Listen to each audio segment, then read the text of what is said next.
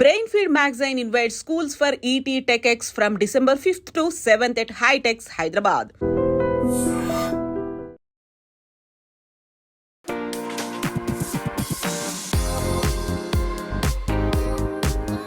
అంకిత గురించి మాట్లాడుకుందాం. ఈ మధ్య ఆ అమ్మాయి జా లైన్ సర్జరీ ఏదో చేయించుకుంది. సరే, ఒక ఆడమనిషిగా మారిపోయింది, అక్కడ వరకు ఓకే, కానీ మళ్ళీ ఈ సర్జరీ ఎందుకు అనే ఒక డౌట్ వస్తుంది అందరికీ. అంకిత ఎందుకు చేసుకుంది అనేది అంది తన పర్సనల్ చాయిస్, అది తనకి ఉంది, తనకి రైట్ ఉంది కూడా. ఆ వ్యక్తి ఎంత తీవ్రంగా తను లోపల నుంచి అనుకుంటారు, లేదు ఇది చేసుకుంటే నేను పర్ఫెక్ట్గా విమెన్గా కనిపిస్తాను, ఇది చేసుకుంటే పర్ఫెక్ట్ మగాడుగా కనిపిస్తాను అని ఆ ఇన్స్టింక్ట్ ఏదైతే ఉందో, కోరిక ఉందో దాన్ని అసెస్ చేస్తాం యాక్చువల్గా. ఆ అమ్మాయిని సైడ్ నుంచి చూస్తే తన హెయిర్ మగవాళ్ళలాగా అనిపిస్తోంది అలాగా అని చెప్పేసి ఒక కామెంట్. అంటే నేను జస్ట్ దీన్ని ఒక ఎగ్జాంపుల్గా తీసుకున్నాను. ఇంతకీ ట్రాన్స్జెండర్స్ హెయిర్ కూడా ఇంప్లాంట్ చేయించుకుంటారా? అంటే ఇప్పుడు రీసెంట్గా ట్రెండ్ ఒకటి ఉంది, హెయిర్ ఇంప్లాంట్ చేయించుకుంటున్నారు. But you have a beautiful soul. You have a beautiful heart. The true love for the trans people గానీ LGBT వాళ్ళకి ఏంటంటే the heart లో ఉన్న లవ్ యాక్చువల్లీ. ఈ అంకిత ఇలా సర్జరీస్ చేయించుకుంటుంది కదా, అంటే రాజు తనని వదిలేసి వెళ్ళిపోవడం వల్లే ఇలా చేయించుకుంటుంది అంటారు. అంటే తనని తాను ఇంకా బ్యూటిఫుల్గా చూసుకోవాలి, తను వెళ్ళిపోతే ఏంటి నేను ఇంకా బాగున్నాను అనేది తనకి మెసేజ్ పంపించాలనుకుంటుంది అంటారు. ఆ కారణం చేత తను సర్జరీస్ చేయించిందని కూడా నేను అనుకోను. సర్జరీస్ అనేది ఒక డిమాండ్ లాగా వస్తుంది. అందరికీ నమస్కారం, నేను Swarupa Potlapalli. Welcome to I Dream. Ankita and Raj ఎందుకు విడిపోయారు అనేది చాలా మందికి ఇప్పటికి కూడా ఒక చిక్కుముడిలాగే వినిపిస్తోంది. అయితే నేను ఈ మధ్య ఒక విషయం తెలుసుకోవడం అనేది జరిగింది. ఆమెకు డబ్బు కావాలి, అతనికి సుఖం కావాలి అని. బట్ ఎవరికి వాళ్ళ ఇద్దరి మధ్య ఏం జరిగింది అనేది మాత్రం తెలియదు. అయితే ఇంకో కొత్త విషయం ఏంటంటే, అంకిత సర్జరీస్ చేయించుకుంటూ కనిపిస్తుంది, ఆమె వీడియోస్ పెడుతుంది, అందులో కూడా తన ఆవేదన అనేది కనిపిస్తుంది. ప్రస్తుతం నాతో పాటు ట్రాన్స్జెండర్స్ మెడికల్ ఎక్స్పర్ట్ రచన ముద్రబోయిన ఉన్నారు.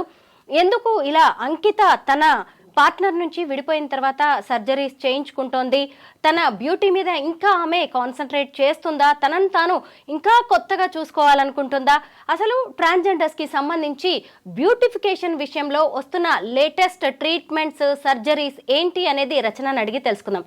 నమస్తే రచన. నమస్తే అండి. మీరు చాలా మందికి ట్రాన్స్జెండర్స్కి మెడికల్ ఎక్స్పర్ట్గా పనిచేస్తున్నారు, మీ దగ్గరికి ఎంతో మంది వస్తూ ఉంటారు కదా. ముందైతే మనం అంకిత గురించి మాట్లాడుకుందాం. ఈ మధ్య ఆ అమ్మాయి జా లైన్ సర్జరీ ఏదో చేయించుకుంది. ఆ వీడియోస్ చూస్తుంటే చాలా బాధగా అనిపించింది.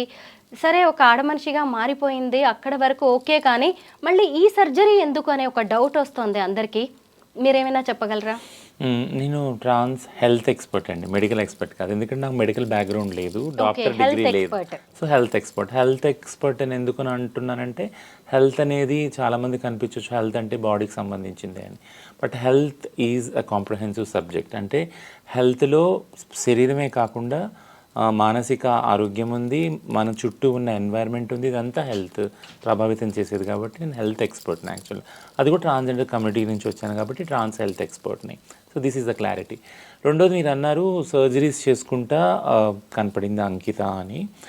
బట్ సర్జరీస్ చేసుకోవటం అనేది ఒక చాయిస్. దాన్ని ఎన్నో సంవత్సరాలుగా మెడికల్ ఫీల్డ్లో చాలా ప్రాబ్లమ్స్ మేము ఫేస్ చేసాం యాక్చువల్గా.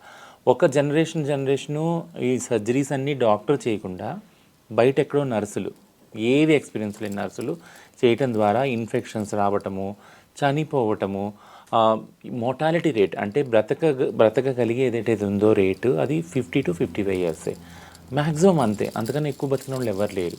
ఎందుకంటే ఈ సర్జరీ సరిగ్గా చేసుకోకపోవడం వల్ల యూరినరీ ట్రాక్ ఇన్ఫెక్షన్స్ కానీ, గాల్ బ్లాడర్ కానీ, డయాబెటిక్ కానీ, థైరాయిడ్ కానీ, ఇవన్నీ లాంగ్ టర్మ్ ఎలిమెంట్స్ వచ్చి చనిపోయిన వాళ్ళు మా ముందు తరం వాళ్ళు ఉన్నారు.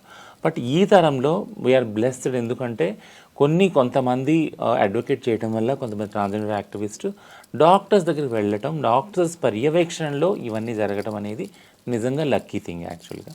సో ఇది ఒక అండర్స్టాండింగ్, ఇప్పుడున్న ప్రస్తుతం ఉన్న స్టేటస్ అప్డేట్ అది. ఇంకా మీరు వచ్చేటప్పటికి సర్జరీస్ జా లైన్ చేసుకుంది, ఇవన్నీ అంటే అంకిత ఎందుకు చేసుకుంది అనేది తన పర్సనల్ చాయిస్, అది తనకి ఉంది, తనకి రైట్ ఉంది కూడా. బట్ మా దగ్గర నేను చెప్తున్నాను యాక్చువల్గా ముఖ్యంగా హెల్త్ పర్స్పెక్టివ్లో ఏ సర్జరీ జరగాలన్నా కూడా కౌన్సిలింగ్ అనేది చాలా ముఖ్యం. ఉదాహరణకి మేము మేల్ బాడీస్ కదా, మేల్ హార్మోన్స్ ఉంటాయి, గడ్డాలు మీసాలు వస్తాయి మాకు. అట్లాంటివి మేము ఫీమేల్ హార్మోన్స్ తిన్నప్పుడు తగ్గుతుంది, గడ్డాలు మీసాలు రావటం, ఎదుగుదల తగ్గుద్ది. ఇంకా పూర్తిగా పోవాలంటే లేజర్ ట్రీట్మెంట్ తీసుకుంటాం.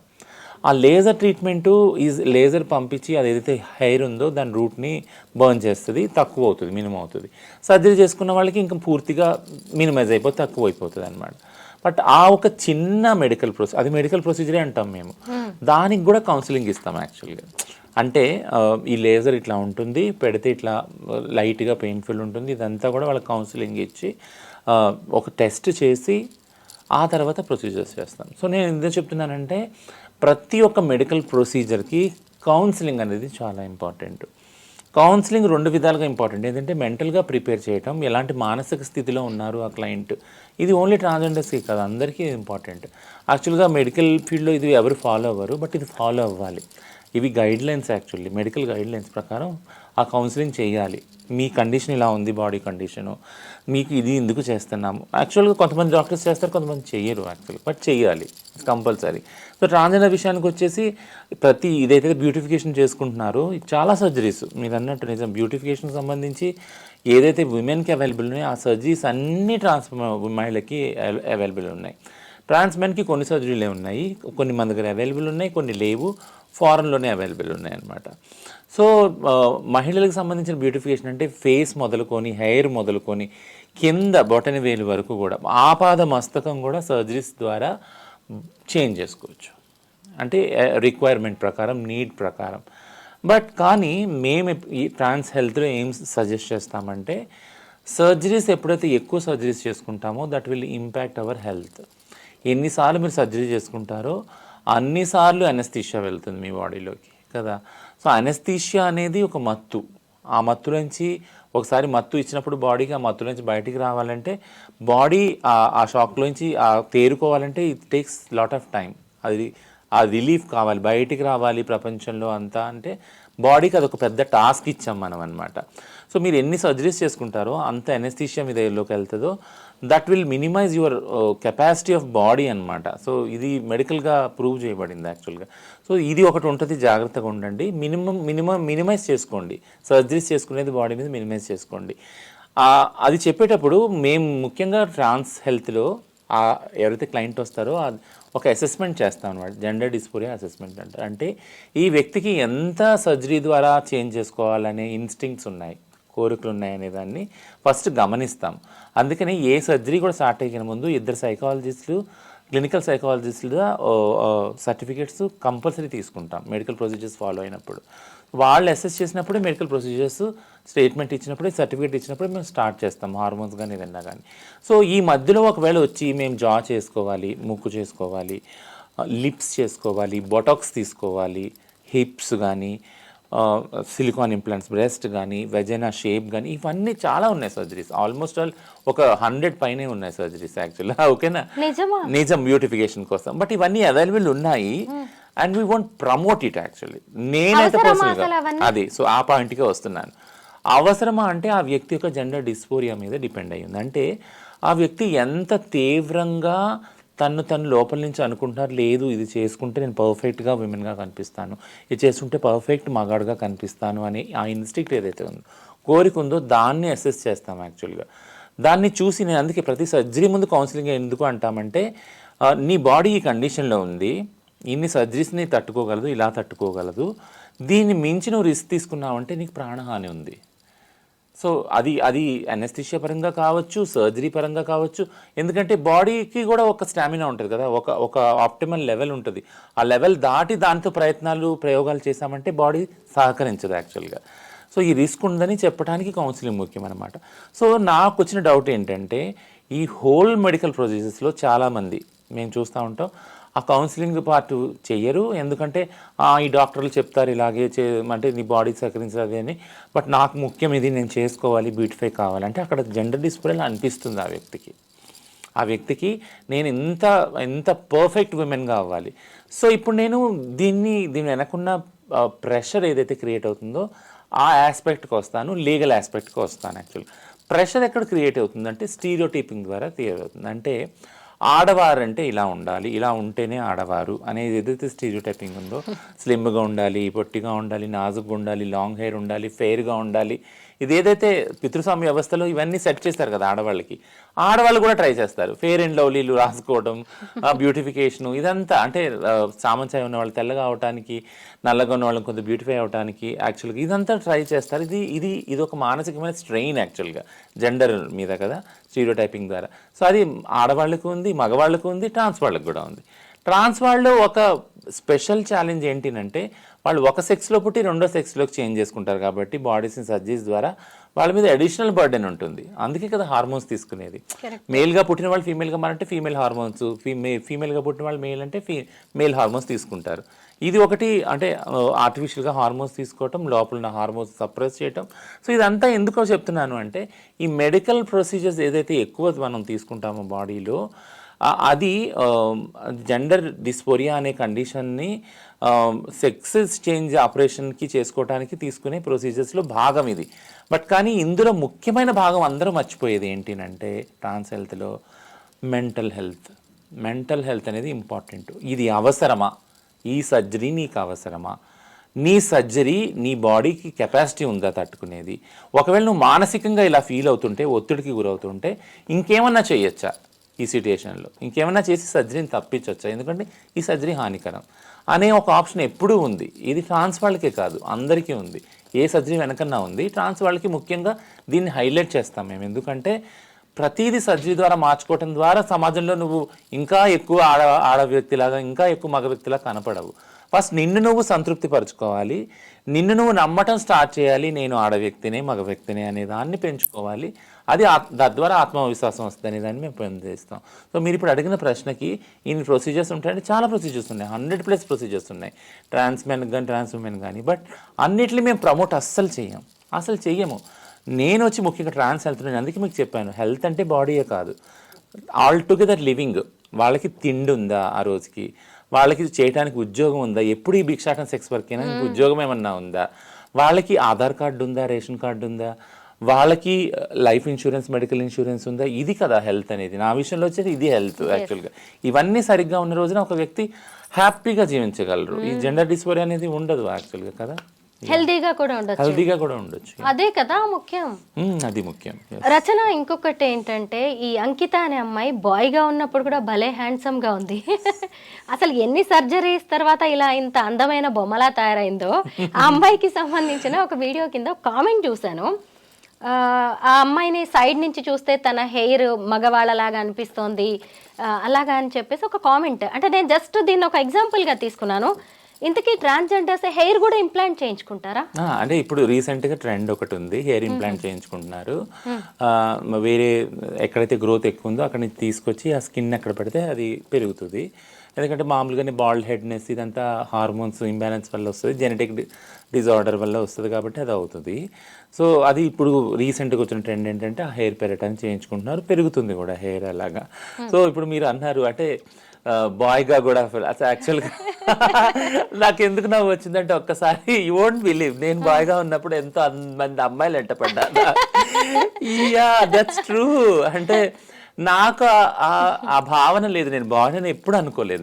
నన్ను మగపిల్లడిగా పెంచినా కూడా నేను బాయ్ ఎప్పుడు అనుకోలేదు, అమ్మాయి అనుకున్నాను. అమ్మాయిలతోనే మాట్లాడాను, అమ్మాయిలు పక్కనే కూర్చున్నాను క్లాస్లో కూడా, ఈవెన్ కాలేజ్లో కూడా. బట్ సోకాల్డ్ మగ సమూహం ఏదైతే ఉందో వాళ్ళు ఎప్పుడు నన్ను హెరాస్ టీజ్ చేసేవాళ్ళు ఏంటంటే అదిగో నీ గర్ల్ ఫ్రెండ్ వెళ్తుంది, వాళ్ళ అమ్మాయి నీ గర్ల్ ఫ్రెండ్ అంటే దట్స్ ఓకే. అంటే వీళ్ళు ఇలా అంటోళ్ళు అని నాకు తెలుసు కాబట్టి ఇగ్నోర్ చేసేదాన్ని. వాళ్ళు కూడా సీరియస్గా తీసుకునే వాళ్ళు, నేను కూడా సీరియస్. ఇవన్నీ ఒక పక్కన ఉంటే కొంతమంది అమ్మాయిలు యాక్చువల్ లవ్ లెటర్ తీసుకొని వచ్చేసినప్పుడు నేను ఓ వా ఇది కదా అసలు నిజంగా. అంటే నీలో నా హక్కు అంటే నీకు ఎట్టి యాంగిల్లో కూడా అమ్మాయి కనపడలేదు అనమాట, అమ్మాయి మనసు నీకు కనపడలేదు అనమాట అనేసి ఒక పెద్ద క్వశ్చన్ మార్క్ వాళ్ళకి వేసాను. థింగ్ ఏంటంటే yeah so called handsome men ఏదైతే ఉన్నారో అంటే ఇది నేను మళ్ళీ ఇది ప్రమాణంగా చెప్పట్లా, స్టాండర్డ్గా చెప్పట్లా. వాళ్ళు ట్రాన్సిషన్ అయినప్పుడు ఖచ్చితంగా బ్యూటిఫుల్ విమెన్గానే అవుతారు వాళ్ళు.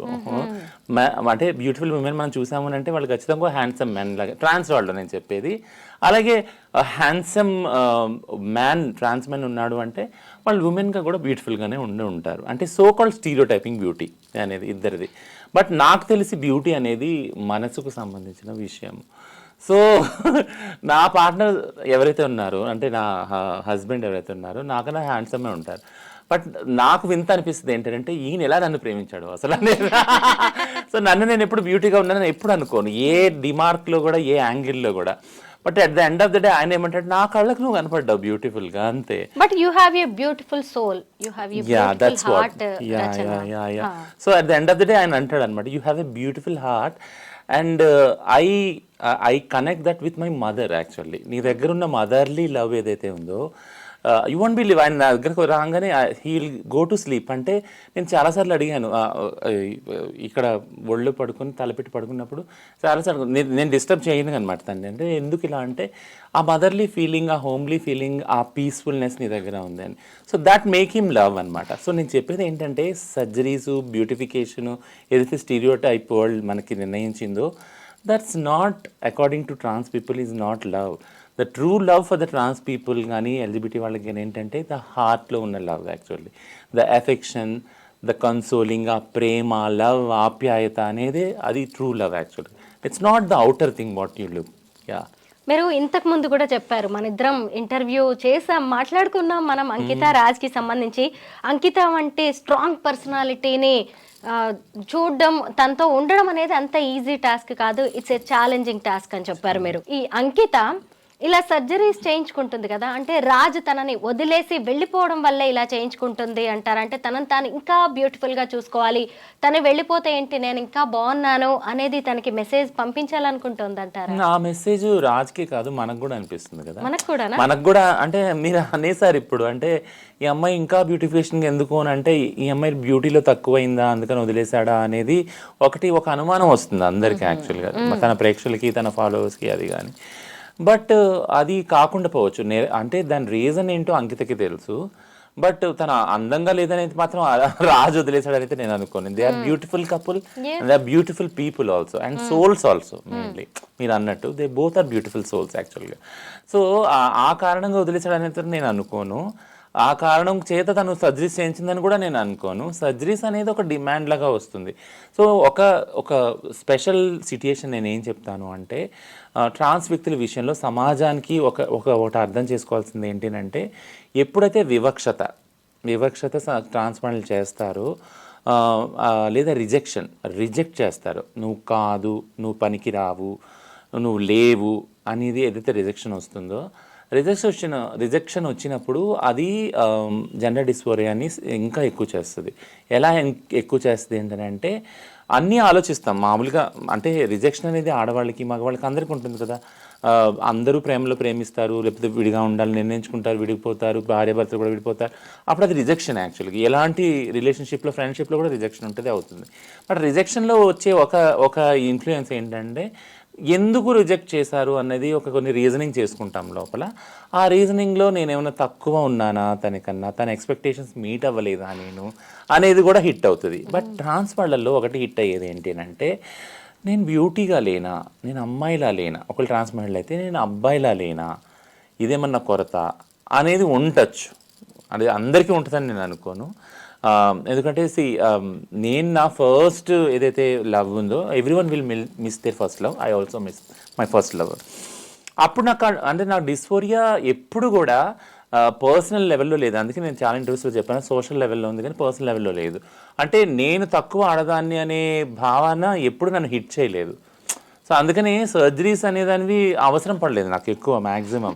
మీరు అన్నారు కదా బ్యూటిఫుల్ సోల్ అన్నప్పుడు దాన్ని నేను హైలైట్ చేసుకున్నా, దాన్ని ఎన్హాన్స్ చేస్తాను. ఇప్పుడు స్ట్రాంగ్ విమెన్ టు దాన్ని ఎన్హాన్స్ చేసుకుని I exhibit that and executed that actually in the society.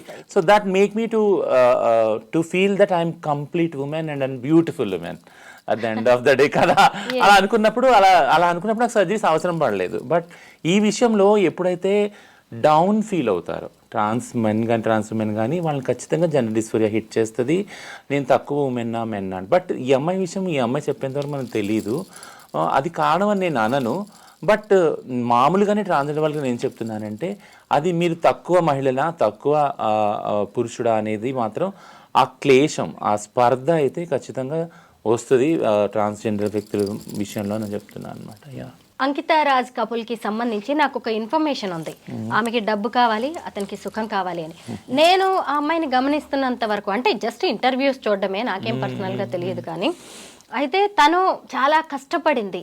దాదాపు ₹1,00,00,000 పైగా ఖర్చు పెట్టి వాళ్ళ అమ్మకి ఇల్లు కట్టింది, సొంత ఊళ్ళో తనకంటూ ఒక ఇమేజ్ని పెంచుకుంది, చిట్టీలు వేసుకొని డబ్బులు దాచుకున్నాననే మాట చెప్పింది. అంటే దాన్ని బట్టి మనకు అర్థమవుతుంది తను ఎంత జాగ్రత్త పరురాలో. డబ్బులు కావాలి అని మరి ఎందుకు వచ్చిందో నాకు అది తెలియదు. ఇటు చూస్తే అతనికి సుఖం కావాలి, అంకితరాజ్తో తక్కువైన సుఖం ఏంటి మనకి తెలియదు. అది మాత్రం అంటే ఆమెతో ఇలా ఉంటుంది మ్యారిటల్ లైఫ్ అని అతనికి తెలుసు కదా, అయినా సరే ఎందుకు వీళ్ళిద్దరి మధ్య ఇలాంటి రీజన్స్ అనేవి బయటకు వచ్చాయి విడిపోవడానికి? అయితే ఇది సమాజం సృష్టించింది, వాళ్ళు అన్నది కాదు. ప్లీజ్ నేను అది మళ్ళీ ఏంటంటే ఎక్కడ వాళ్ళు అంకిత చెప్పలేదు, రాజు కూడా చెప్పలేదు.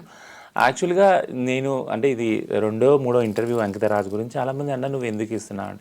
నేను రావటం కూడా ఏంటంటే వాళ్ళు పర్సనల్ స్పేస్ని మీడియా ఆక్యుపై చేస్తూ ఉంటే ఖచ్చితంగా ఈ చుట్టూ కొన్ని ఊహాగానాలు, కొన్ని స్టీరియో టైపింగ్స్కి డెవలప్ అవుతాయి.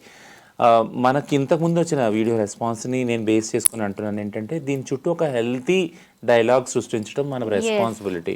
బీయింగ్ ఏ హోస్ట్ యూ కానీ, బీయింగ్ ఏ ట్రాన్స్జెండర్ రిప్రజెంటేటివ్ నేను కానీ, ఆ బాధ్యత మన మీద ఉంది. ఆ నెగిటివ్ స్టీరియో టైపింగ్ని ఆపాలి మనం ఫస్ట్ ఆఫ్ ఆల్. అది మనం చేస్తున్న ప్రయత్నం. Very good. ఎందుకంటున్నానంటే అతడికి సుఖం కావాలనేది తను ఎప్పుడు అనలేదు, నేను సుఖపడలేదు అంకితతో ఎప్పుడు అనలేదు. అదే ఎప్పుడు అనలేదు. ఆమెకు డబ్బు కావాలని, ఆమె డబ్బు అంటే ఆమె సంపాదించింది చూపించుకుంది. యాక్చువల్గా అంతకన్నా ఎక్కువ సంపాదించిన వాళ్ళు ఉన్నారు, సంపాదించలేని వాళ్ళు కూడా ఉన్నారు. బట్ ఆమెకున్నది పర్సనల్ లైఫ్ పబ్లిక్గా సోషల్గా చూపించుకుంది. Very good.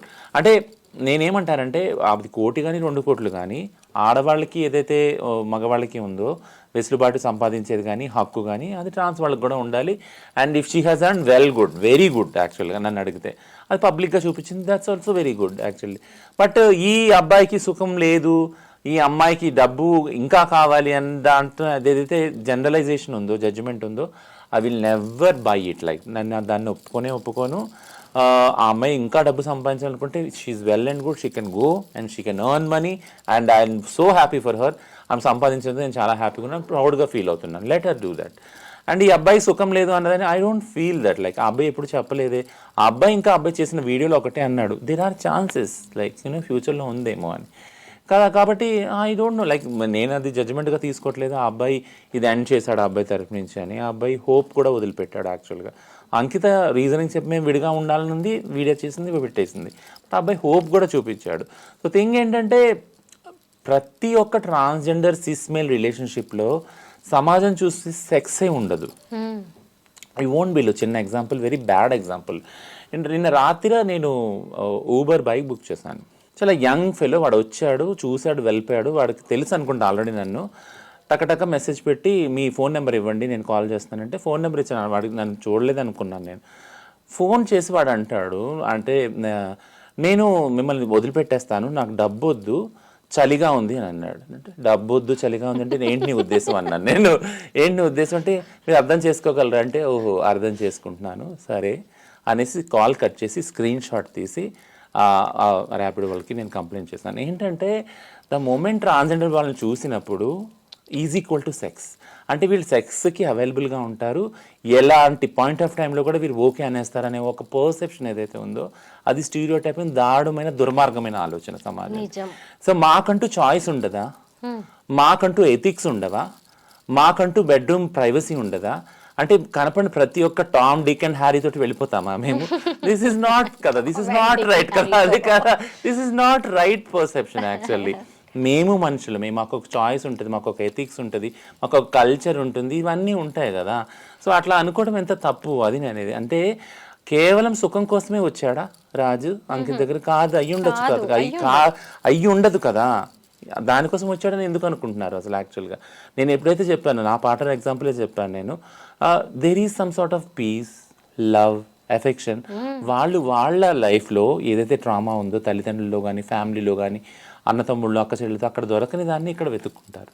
ఎవరన్నా అంతే, ట్రాన్స్ వ్యక్తులన్నా అంతే, ఆడవాళ్ళన్నా మగవాళ్ళు అంతే. ఏ రిలేషన్షిప్లో దొరికితే అక్కడ సేఫ్గా ఫీల్ అవుతే అక్కడ వెళ్తాం, మనం ఉంటాం కదా రిలేషన్షిప్లో. అది వెతుకొని ఉండొచ్చు కదా. సుఖమే అని ఎందుకు హైలైట్ చేస్తున్నారు? ఐ రియల్లీ కండెమ్ ఇట్ యాక్చువల్గా. యా, ఒక కపుల్ సెపరేట్ అయితే ఎందుకు మీరు ఇంత డిబేట్ చేస్తున్నారు, ఎందుకు ఇంత డిస్కస్ చేస్తున్నారు అని కొంతమంది అనుకోవచ్చు. కానీ ఒకప్పుడు ఈ రాజ్ అనే వ్యక్తి మీ ట్రాన్స్ కమ్యూనిటీకి కూడా అంకిత కూడా కావచ్చు, వీళ్ళు రోల్ మోడల్స్లా నిలబడ్డారు. ఓ సొసైటీలో ఇంత చేంజ్ వస్తుందా అనిపించింది. ఇప్పుడు వీళ్ళు విడిపోవడాన్ని కూడా ఎవరు విడ్డూరంగా చూడాల్సింది లేదు, ఇదేదో జరగకూడనిది కూడా కాదు. అయితే ఆ అమ్మాయి 1 minute ఒక షార్ట్ వీడియో పెట్టింది అంకిత. అందులో ఎంత మంచిగా అనిపించిందంటే ఆమె జీవితాన్ని ఎంత పాజిటివ్గా చూస్తుందో అనిపించింది. మీరందరూ నా పర్సనల్ లైఫ్ గురించి అడుగుతున్నారు, ఎవరి జీవితాలు వాళ్ళకి ఉంటాయి, మూవ్ ఆన్ అయిపోవాల్సిందే అని చెప్పేసి తను మంచిగా చెప్పడం అనేది జరిగింది. మీరేమంటారు అంకిత స్టెప్ మీద? మామూలుగా అయితే ఇలాంటివి జరుగుతూనే ఉంటాయి మీ జీవితాల్లో, జరుగుతాయి. And she is a very bold soul.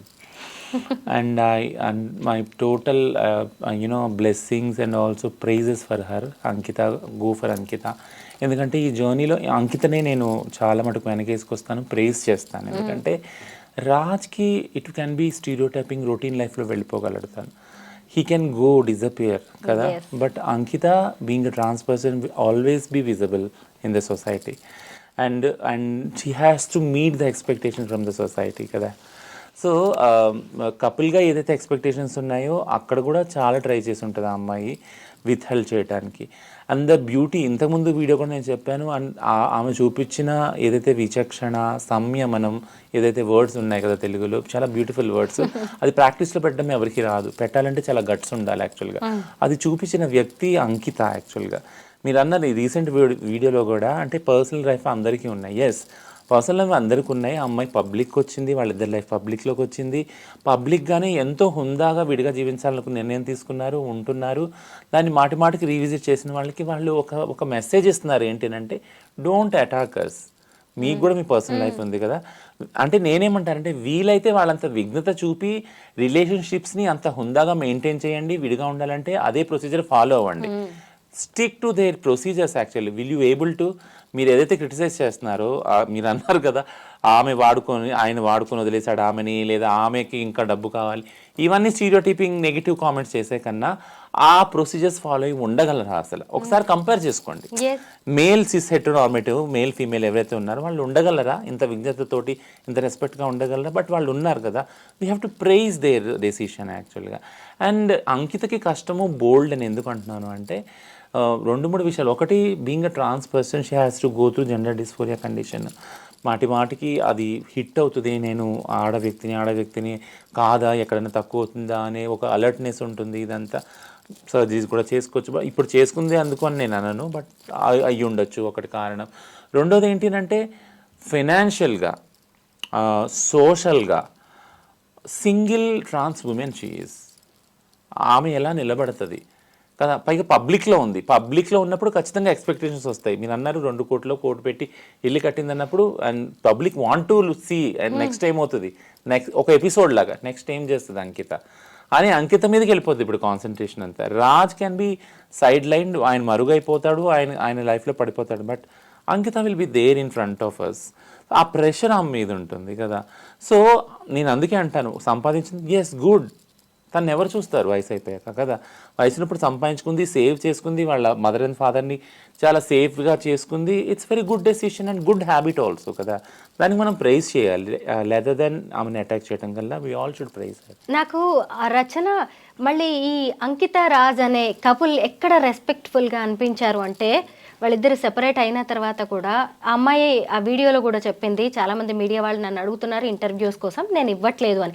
ఎక్కడ రాజ్ని ఆమె బ్లేమ్ చేయట్లేదు, అతను కూడా ఎక్కడ ఓపెన్ అవ్వట్లేదు. ఈ డిజిటల్ యుగంలో ఒకవేళ ఇద్దరికి పెయిన్ ఉంటుంది, ఇద్దరికి కోపం కూడా ఉంటుంది, బయటపడాలంటే చాలా బ్లేమ్ చేయొచ్చు వాళ్ళ పార్ట్నర్ని, కానీ ఎక్కడా చేయట్లేదు. అక్కడ కూడా తను ఎంతో మెచ్యూరిటీ చూపిస్తుంది. మీకేమనిపించింది? అంతకన్నా ఏంటి అంటే, ఎప్పుడైతే ప్రైవేట్లో పబ్లిక్ అయిందో, సోషల్ మీడియాలో ఉందో, అది ఇట్స్ అడిషనల్ రెస్పాన్సిబిలిటీ. వాళ్ళ భుజస్కంధాల మీద ఏంటంటే, ఏదైతే మనం మొదలు పెట్టామో దాన్ని అంతా హుందాగా మనం ఎండ్ చేయగలమా, దాన్ని డైరెక్ట్ ఎండ్ అనను నేను దీన్ని. యాక్చువల్గా దాన్ని మనం డైరెక్ట్ చేయగలమా, దాన్ని తీసుకెళ్ళగలమా, మలుపులని చాలా సుఖాంతంగా టర్న్స్ని తీసుకోగలమా, దానికి ఎంతో స్ట్రాటజైజింగ్ కావాలి, స్ట్రాటజీ ఆలోచించాలి యాక్చువల్గా.